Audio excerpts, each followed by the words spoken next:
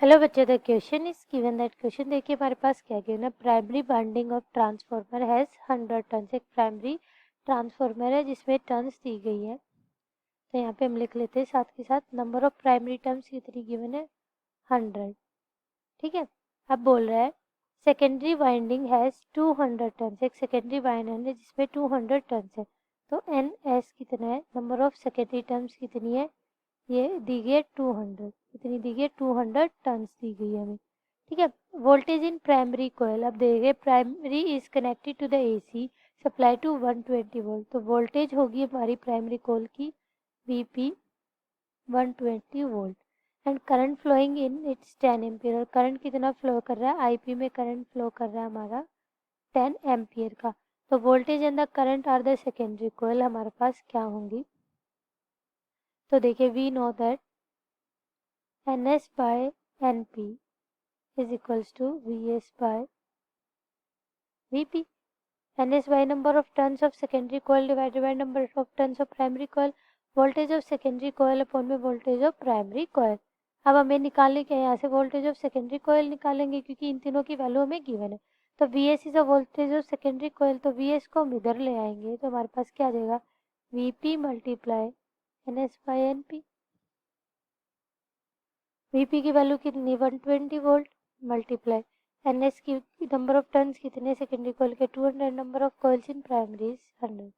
Cancel out, तो हमारे पास बचेगा क्या, वी एस की वैल्यू हमारे पास आ जाएगी 240 volt. Voltage of secondary coil क्या आ गई 240 वोल्ट आ गई। अब देखिए वी नो दैट हमें पता है N S by N P equals किसके होता है, प्राइमरी करंट के और सेकेंडरी करंट के।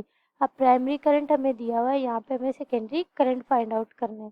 ठीक है, तो सेकेंडरी करंट फाइंड आउट करने के लिए हम क्या करेंगे, देखिए आई एस निकालेंगे तो क्या हो जाएगा I P multiply N S by N P. Values put करेंगे, आई पी 10, एन एस 200 और N P 100। Cancel it 2 times 10 20। I S की वैल्यू कितनी आ गई, सॉरी ये क्या होगा N P by N S हो जाएगा हमारे यहाँ पे, क्या होगा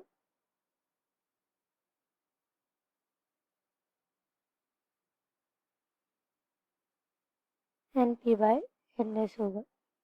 आई पी कितना 10, एन पी कितना 100 और एन एस कितना है 200। कैंसिल आउट 2 से 5 टाइम्स, तो आई एस की वैल्यू कितनी आएगी 5 एम्पियर।